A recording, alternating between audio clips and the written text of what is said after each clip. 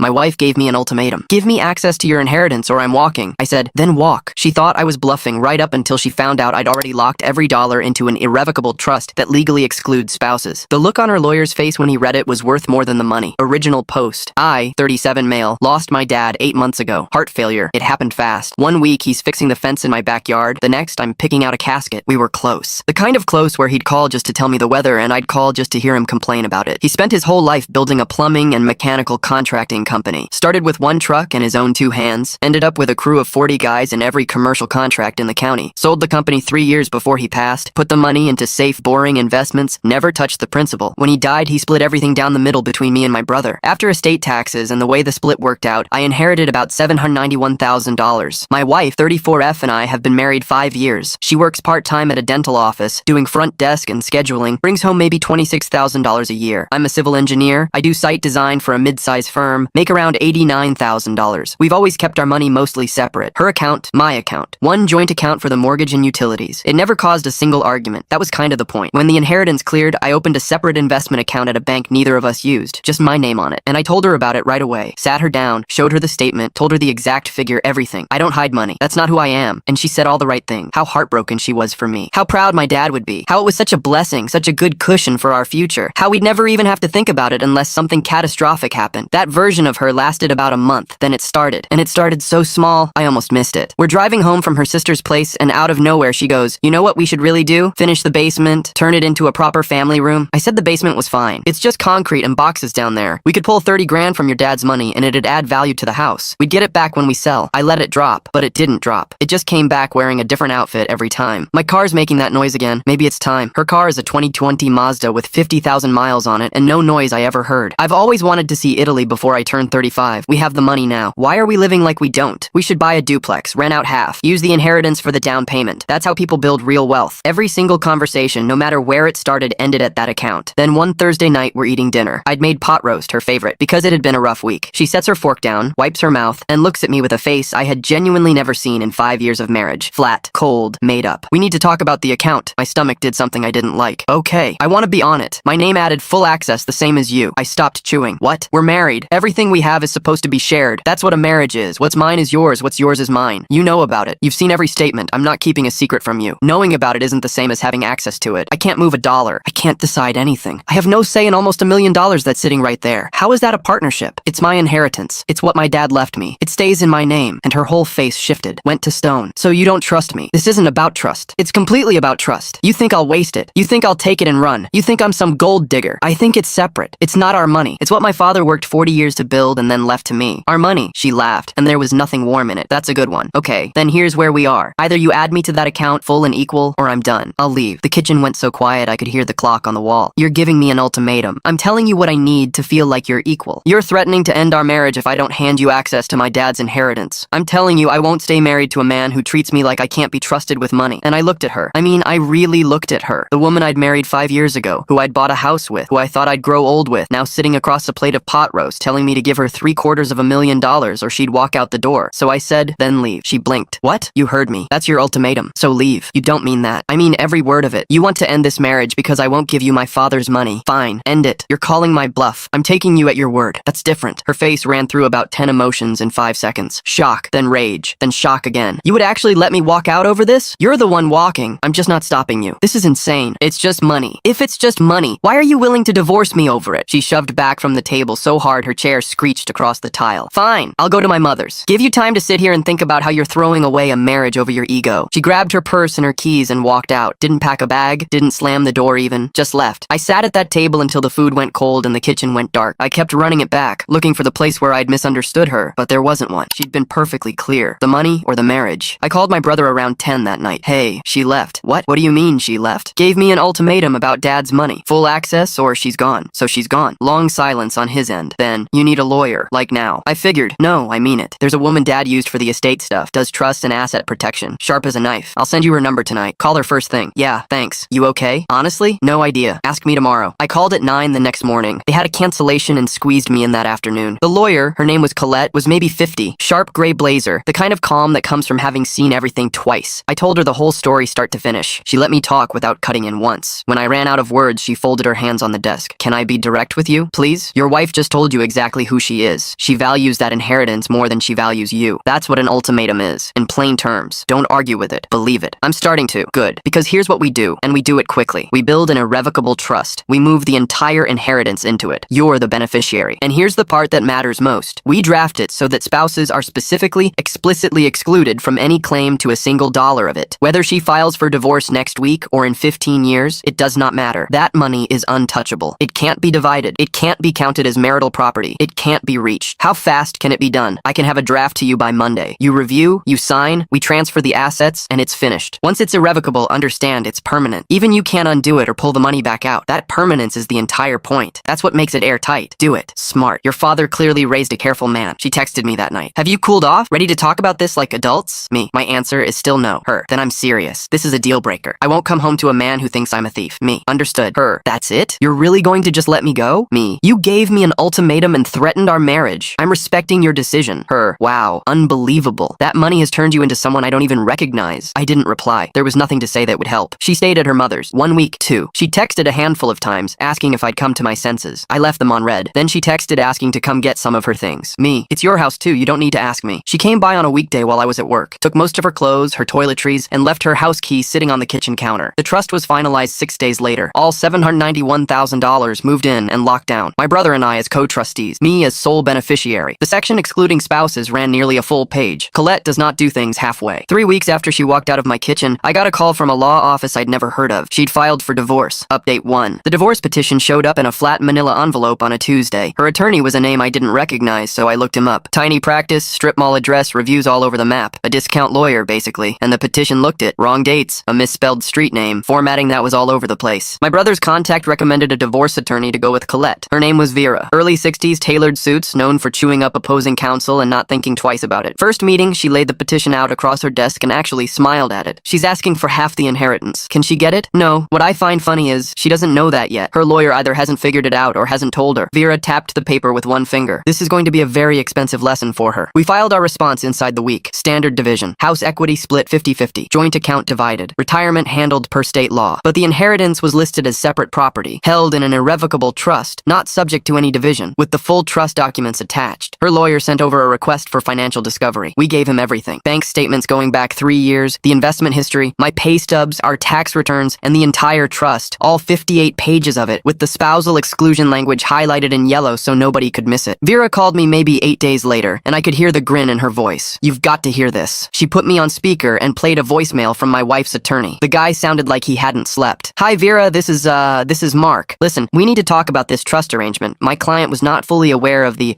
structure here. Can we set up a settlement conference? I really think we can find some common ground on this. Vera was practically laughing. He wants to settle because his client just found out she has zero claim to that money, and he doesn't want to look like the one who let her file thinking she'd get half. What did you tell him? That we would be delighted to sit down and discuss a settlement. The settlement conference was in Vera's conference room. Long table, big windows, a view of the river. My wife showed up with her lawyer, Mark, who looked about 30 and ready to quit law entirely, and behind them, her mother. That's when I knew we were in for a long afternoon. My wife wouldn't look at me. She stared at a spot on the table like eye contact might kill her. Mark started us off. So regarding the trust, this was established after the marriage. During the separation, Vera corrected, gentle as anything. After your client delivered an ultimatum and voluntarily left the marital home. Right, but our position is that these are marital funds and they should be subject to equitable distribution. Vera slid a document across the table. The trust is irrevocable and explicitly excludes spouses from any claim to its assets. The money never entered the marital estate. It's not marital property under any reading of the law. We would argue the trust was created in bad faith, specifically to defraud my client out of assets she has a right to. You're welcome to argue that. You would lose, and you'd lose badly. The trust was established after your client threatened divorce and abandoned the home. My client was protecting an inheritance, which is his unqualified legal right, from a person who had just made it clear she valued the money more than the marriage. If anything, her ultimatum handed him every reason in the world to protect assets she never had a claim to. My wife finally spoke, and her voice was shaking. That's supposed to be our money. We're married. You filed for divorce, I said, quiet, because you refused to share it. Because you gave me an ultimatum. You didn't have the right to lock it away. Her mother leaned in from the side. He's always been selfish, cold. I told her that from the beginning. Vera raised one hand without even looking over. Let's keep this productive. Here are the facts. The inheritance is not subject to division. Full stop. We're happy to talk about the assets you do have a claim to, the house equity, the joint account. But the trust is not on the table and it never will be. Mark looked at his client. She was going red in the face, that vein standing out on her forehead. This is ridiculous. He's hiding money we're supposed to share. He's protecting an inheritance from someone who threatened to leave him over it, Vera said. There's a meaningful difference. accounts. I'm his wife. You're the person who told him the marriage was over unless he handed you money his late father left him. I said, you made your choice. This is what it looks like. She stood up so fast, her chair rolled back and banged the wall. Fine. You want to do it like this? Fine. I want the house. The house has roughly $104,000 in equity, Vera said, completely calm. You're entitled to half. That's $52,000. I don't want money. I want the house. So you're demanding he buy you out or force a sale? Yes. I'd already talked this through with Vera. I'll buy you out. She looked stunned, like she'd been all set for a fight. You'll just give me $52,000. It's your legal half of the equity. Yes. And I want spousal support. Vera picked up her pen. On what grounds? You're employed. Part-time. I only make $26,000. He makes $90,000. That's not fair. You chose part-time work. You're fully capable of full-time employment. The court doesn't fund lifestyle preferences. Mark cleared his throat. We could argue rehabilitative support. Give her time to build up her income. You might get temporary support. A year maybe? Perhaps $400 a month? So you'd spend $5,000 in legal fees chasing under $5,000 in support? Mark looked at his client. She was doing the math. I could see it on her face. He should pay my legal fees. He's got money. No, I said. You have almost $1 million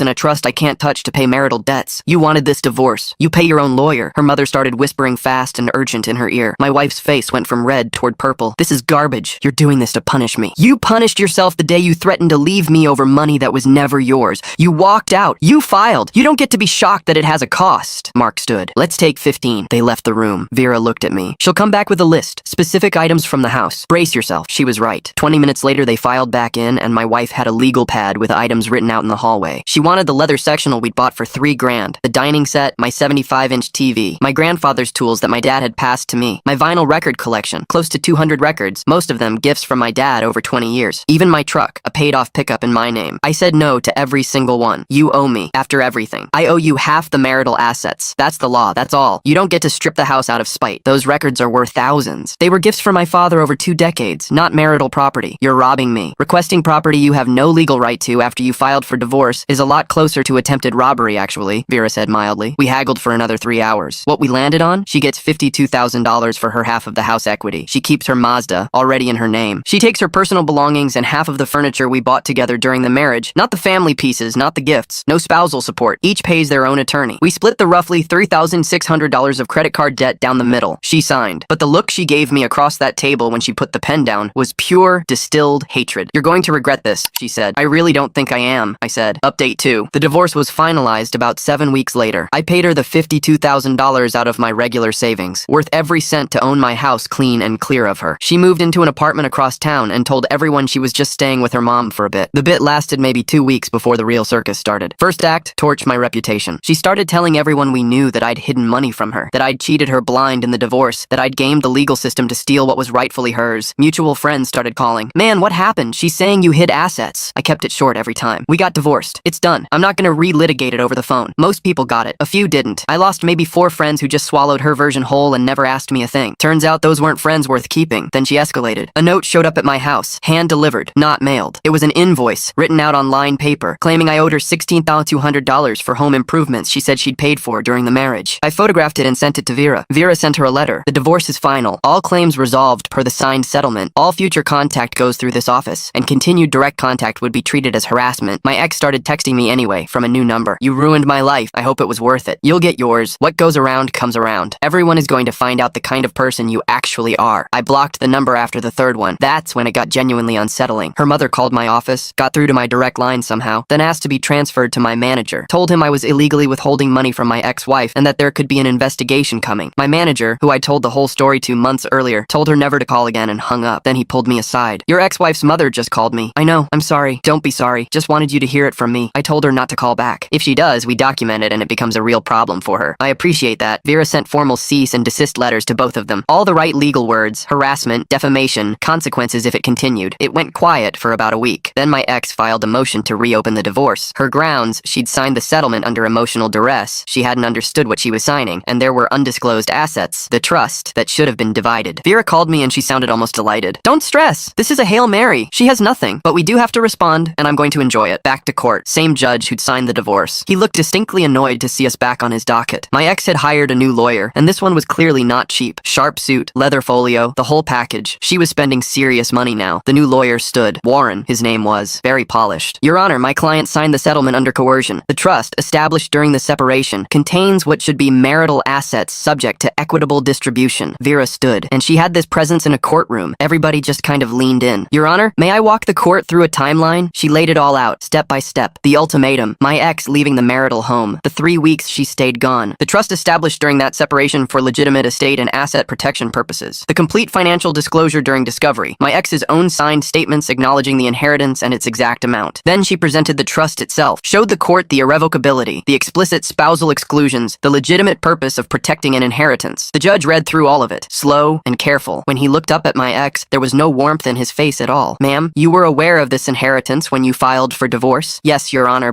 and you were represented by counsel throughout the proceedings? Yes, but my lawyer didn't. Did you sign the settlement after having the opportunity to review it? I did, but I didn't understand that the money would. That's not fraud, ma'am. That's you being unhappy with the outcome. He set the papers down and looked at her over the top of his glasses. Your motion is denied. The settlement stands as signed. And ma'am, he paused. Let it hang there. If you file any further motions without substantial new evidence of actual fraud or coercion, I will entertain a motion for sanctions. Do you understand what that means? My ex looked at her expensive new lawyer. He was suddenly very interested in his folio and would not look up. It means you would pay his legal fees, the judge said plainly, and possibly face additional penalties for wasting this court's time. Are we clear? Yes, she said, barely audible. Good. We're adjourned. Outside the courthouse, she tried to come at me across the steps. Both lawyers stepped in at the same time to block her. You took everything, she shouted. I took what was mine by law. You chose to leave. You chose to file. You just can't stand that there were consequences. I gave you 5 years. You gave me an ultimatum over my dead father's money. That's not love. That's greed. You're going to end up alone, you know that? Vera steered me toward the parking garage. Don't engage. It's over. We got coffee back at her office. That's the end of it, she said. The judge could not have been clearer. No more motions without real grounds. Any lawyer who takes her case after that is either incompetent or broke. And after that sanctions warning, nobody's that foolish. Turned out she wasn't that foolish either. I didn't hear from her directly again, but the grapevine kept me current. She burned through her $52,000 in about 5 months. A leased SUV she didn't need, new furniture, a trip to Cancun, bailing her mother out of debt, eating out every night. When the money ran dry, she tried to get a personal loan. The bank called me to verify employment and income because she'd put me down as a reference without ever asking. I told them I wasn't comfortable being a reference for my ex-wife. Loan denied. She had to give the leased SUV back and move in with her mother for real this time. The part-time dental job wasn't enough to live on alone. She asked for full-time hours, but the office had already filled those slots. Last I heard, she was juggling the dental job and a second gig at a pharmacy counter, and still telling anyone who'd listen that I'd financially destroyed her. Meanwhile, I refinanced the house at a good rate. The trust kept growing quietly in boring index funds. My brother and I set up a scholarship in Dad's name at the trade school where he'd learned his craft for kids going into the skilled trades. We funded 2 the first year. Dad would have loved that more than anything. Life got quiet, and quiet was exactly what I needed. Final update. It's been about 13 months since the divorce was finalized, and I think this is where I closed the book on it. My ex eventually landed a full-time job at a dental group across the county. Pays better than the front desk gig. Last I heard, she's still with her mom but saving to move out. Also heard she's seeing someone new. Genuinely, I hope it goes better for her this time. Her mother still runs me down to anyone who'll sit still for it. Says I robbed her daughter, ruined her. Most people who know the whole story just nod and change the subject. A few believe her. I've made my peace with not being able to control that. I did have to cut off a couple of mutual friends who kept leaning on me to help her out financially. Because I have the money and she's struggling. They got a firm no, and when they wouldn't drop it, I cut them loose. Real friends don't put you in a vice like that. The house is fully mine now. I finished the basement myself. The thing she wanted to spend 30 grand on. Repainted. Got some new furniture. Turned the spare room into a proper home office. It stopped feeling like our house and started feeling like mine, and that mattered to me more than I expected. The trust is doing precisely what it was built to do. Growing, steady, safe. My brother and I are expanding the scholarship to 4 students next year. It feels like Dad's still out there doing some good. I got a promotion at the firm a few months back. More responsibility, better pay. I've been throwing the extra at the mortgage. If I keep it up, I'll own the place outright in about 9 years instead of 30. I started seeing someone around 4 months ago. She's a pediatric nurse, owns her own little place, completely independent, doesn't need a thing from anyone. When I gave her the short version of the divorce, her whole response was, she gave you an ultimatum over your dad's inheritance? What did she think was going to happen? That was it. No fishing for the number. No questions about how to get access to anything. Just plain recognition that my ex had made a terrible decision. We're taking it slow, but it's easy. It's calm. No games, no scorekeeping, no demands. Just 2 people actually enjoying each other's company. My ex texted me a couple of months ago from yet another new number. Just so you know, I'm doing amazing. Better than I ever was with you. Never needed your money anyway. I didn't respond. Vera had told me this one was coming. The I'm thriving message, sent specifically to get a rise out of me or make me feel guilty. I let it sit there unanswered. The whole thing taught me one thing I'll carry the rest of my life. When somebody shows you who they are, believe them the first time. When somebody hands you an ultimatum, let them follow through on it. When somebody chooses money over you, let them have the money and lose you. My ex looked at my father's inheritance and saw a jackpot she'd earned by signing a marriage license. When I said no, she was certain an ultimatum would break me. She thought I'd fold, that I loved the marriage more than my own line in the sand. She was wrong. It was never really about the money. It was about what my dad built with his own hands over a lifetime and what he wanted to leave behind. My ex wanted to control it, spend it, decide its fate simply because she'd married me. That is not how inheritance works. That is not how marriage works either. The moment she said the money or the marriage, she told me exactly who she was. Someone who'd use a wedding ring as leverage. Someone who looked at me and saw a bank account. So I called her bluff. She left. She filed. She tried to claim money she never had any right to. The law said no. She tried again. The judge told her to stop wasting his time. Now she's living her life and I'm living mine. And we are both, without question, better off apart. The trust did its job. It protected my father's legacy from someone who thought a marriage certificate entitled her to it. And honestly, looking back, that ultimatum might be the best thing that ever happened to me. It showed me exactly who she was before kids, before more years got poured down the drain. If you're ever standing where I stood, protect what's yours. Draw the line and hold it. Don't let anyone bully you with ultimatums over money they never earned and have no claim to. If a person is willing to end your marriage over an inheritance they never contributed a cent to, let them go. The right person won't ask for your inheritance, won't hand you ultimatums, will understand that some things stay separate and that boundaries are how you know you're respected. My ex wanted my father's money and thought a threat would get it for her. It didn't, and I'm doing just fine without her.